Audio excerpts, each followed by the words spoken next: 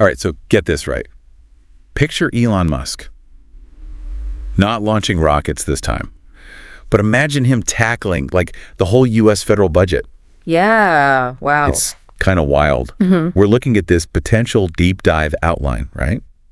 And it puts Musk in charge of this, get this whole brand new Department of Government Efficiency. DOGE. Yeah. Yeah. DOGE, I mean, come on. Under Trump, like a second-term administration. Yeah, it's a lot. Yeah, it is. What jumps out right away, like just hits you, is how ambitious this whole thing is. Like they're saying Musk wants to cut like $2 trillion from the federal budget. I mean, that's enormous. Think about it. That's what, almost 10% of the entire U.S. economy? Right. That's not even like trimming the fat a little. That's a whole new diet plan. Totally. For the entire government. Just absolutely. And it makes you wonder, like, where do you even start to, find $2 trillion in savings? You've got defense, Social Security, education, healthcare. It's massive. It's all these huge, complex systems. And historically, like, when people try to cut the budget that much, it doesn't always work out that great. Not at all. I mean, remember that Gramm-Rudman-Hollings Act back in the 80s? It was supposed to get rid of the federal deficit, like, completely by doing these automatic cuts.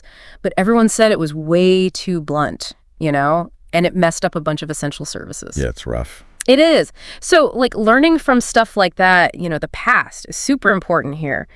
This outline, it talks about dealing with wasteful spending. Yeah. But people say that all the time. What does that even mean, really? Exactly. What would it actually look like if they did it? Right. Well, it depends who you ask, right? Some people might say it's old programs that don't work anymore, or just like bureaucracy, or even fraud, right? Yeah. But then others might say waste is like just whatever you don't like politically. What one person says is a waste, someone else says is like a super important investment. Totally, yeah. So it's really subjective. It seems like navigating all that mess is going to be the tricky part, right? For sure. And then there's like, how would Musk even go about it? He's known for shaking things up at Tesla and Twitter, but those are like private companies. Can he really do that same kind of disruptive stuff with the entire government? I mean, that's the big question, right? The government has totally different rules than, running a business. Yeah. They're all about stability, accountability, making sure things are fair. And sometimes that means decisions happen really slowly. But Musk is all about moving fast, breaking things, right? Yeah. That might not work at all with how the government is set up. Right, exactly. And what about, the economy? $2 trillion, that's an insane amount of money. Wouldn't cuts that big like really mess up the economy? Oh, totally. Economists like Paul Krugman, they've said that doing cuts that big, that fast could actually be really bad. Like it could lower demand and even cause a recession. Oh. And then there's the question of like, who gets hit by these cuts? Would it be worse for some people than others? Would some industries suffer more? Yeah. The outline doesn't even mention that stuff, which is kind of scary. That's true. Yeah, it's not just numbers, right? Right. It's real people's lives. Exactly. And, speaking of real world stuff, what about the politics of this whole thing? How are people reacting to this? So the outline mentions that there's pushback, like from both sides. You've got some like hardcore budget hawks who might say cuts that deep are just bad economics, period. And then you've got folks who depend on those government programs who would like totally freak out if their services got cut. Yeah. So like it's a recipe for a massive fight. Oh, for sure. And then there's like the whole Musk factor. Oh, yeah.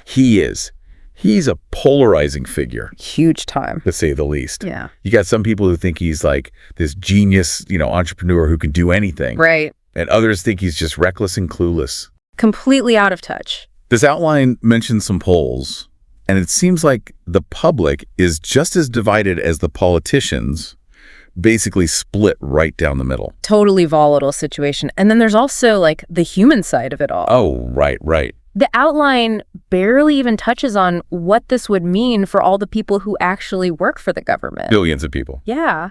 I mean, imagine like you're a government worker, you're used to following all these strict rules and procedures. Yeah. And suddenly Musk comes in and says, innovate or you're fired. Yeah. That's like a complete culture shock. That's like a whole other planet. Right. It makes you wonder, like, is there anything in Musk's history, his experience, that could even remotely prepare him for something like this? Right. He's built companies, he's launched rockets, but running this massive, like, bureaucracy with all its politics and competing interests, that's a different animal. Totally different. It really raises the question, Can Silicon Valley, with its whole disrupt everything attitude, actually work in government?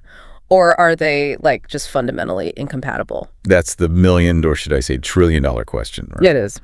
And it's one that, we're all going to be watching play out. Absolutely. All right, that's all the time we have for today's deep dive. So thank you for listening, and we will see you next time.